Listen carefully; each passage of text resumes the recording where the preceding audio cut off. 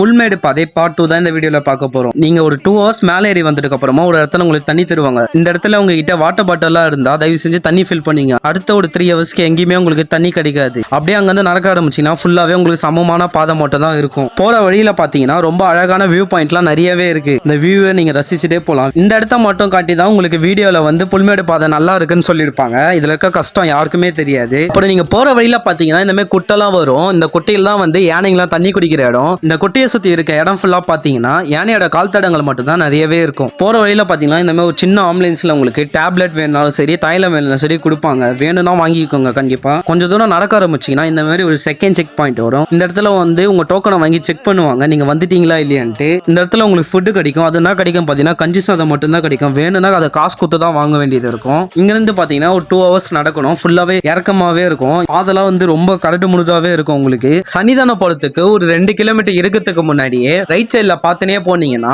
ஒரு ஃபால்ஸ் ஒன்று இருக்கும். அது பேர் தான் உடல்குடி தீர்த்தம்னு சொல்லுவாங்க. குளிக்கிறவங்க அங்க தாராளமா குளிச்சுக்கலாம். இதோட 3rd செக் போஸ்டா இருக்கு. செக் பண்ணுவாங்க நீங்க வந்தீங்களா இல்லையான்னு. கண்டிப்பா உங்களை செக் பண்ணி தான் உள்ள அனுப்புவாங்க.